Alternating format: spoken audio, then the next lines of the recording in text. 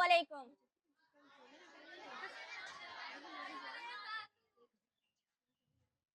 आज मुझे जिस मौजू पर लबकुशाई करने का मौका मिला है उसका उन्वान है खुदी। खुदी के आठों का मुकाम है बादशाही, खुदी के आठों का मुकाम है बादशाही। तेरी जिंदगी इसी से, तेरी आबरू इसी से, तेरी जिंदगी इसी से, तेरी आबरू इसी से। जो रही खुदी तो शाही, ना रही तो स्याही। सैयद वक़ार।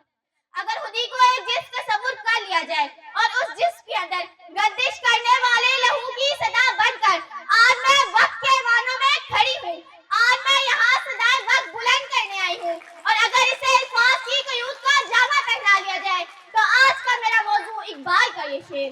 दियारे इश्क में अपना मुकाम पैदा कर, दियारे इश्क में अपना मुकाम पैदा कर, नया जमाना नए सुबह शाम पैदा कर।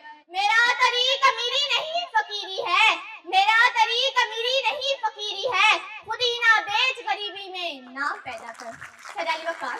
खुदी पर सोचने वालों ने बहुत कुछ सोचा होगा, लिखने वालों ने बहुत कुछ लिखा होगा, बोलने वालों ने इस पर बहुत से दलाइल दिए होंगे, लेकिन सच्ची बात तो यह है कि खुदी को कोई ना पा सका और ना इसे आश्कार कर सका। अगर खुदी के बारे में जानना है तो जाओ शहदाए करबला से पूछो, कासिम की तकरार से पूछो, गजनवी की अलगार से पूछो, हैदर की तलवार से पूछो। अगर फिर भी कहीं से जवाब ना मिले मेरे पास हो, मेरे लहजा के दाद से पूछो तो पता चलेगा। खुदी इज्जत है, खुदी गैरत है, खुदी जमीयत है, खुदी खून की नदी है, खुदी रब को पालने का नाम है। और ये बात मोहताजे दलील नहीं बल्कि एक मुसलमान हकीकत है कि जरा मेरे साथ हैं।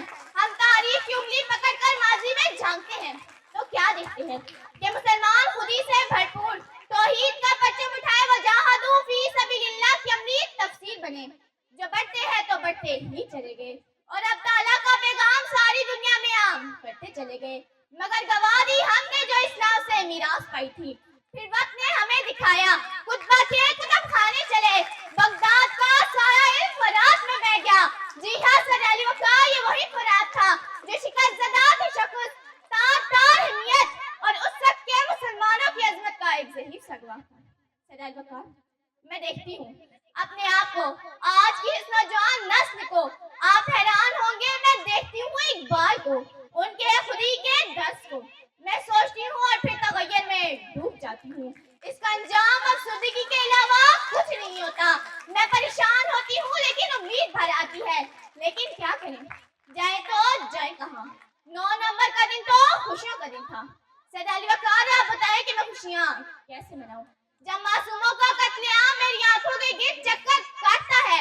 तो आप बताएं कि मैं खुशियाँ कैसे मनाऊं जब मासूमों की सिसकियाँ मेरे कानों में गूंजती है। तो आप बताएं कि मैं खुशियाँ कैसे मनाऊं जब खून से भरी तारकोल की सड़कें मुझे आम सड़कों पर भी चलने से डराती हैं।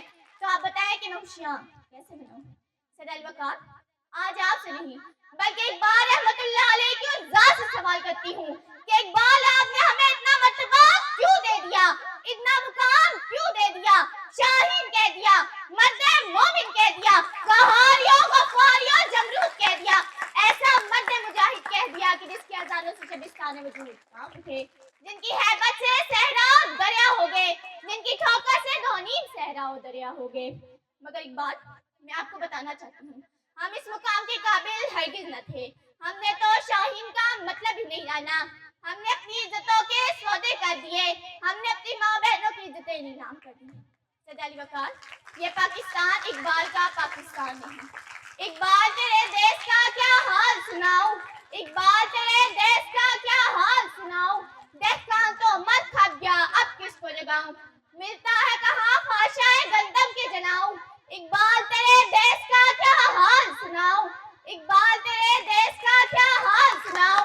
मोमिन से तो कहना बड़ी बात है यारो, उसने तो कभी भूल कर देखा नहीं कुरान। इकबाल, तेरे देश का क्या हाल सुनाऊं, जिस देश के कूचे कूचे में अफलास आवारा फिरता हो, जिधर भूख उगलती हो और दुख दर्द फलक से गिरता हो, जहाँ बच्चे और बूढ़े भी आहों पे पाले जाते हो, जहाँ सच्चाई के मुजिम भी जिंदान में डाले जाते हो, जिस देश की बिन्ते हवा की चादर दाग से मैली हो, उस देश के कातिल गुंडों को शाख छुड़ा कर कर ले जाए, उस देश के कातिल गुंडों को शाप छुड़ा कर ले जाए। जज़ाकल्लाह।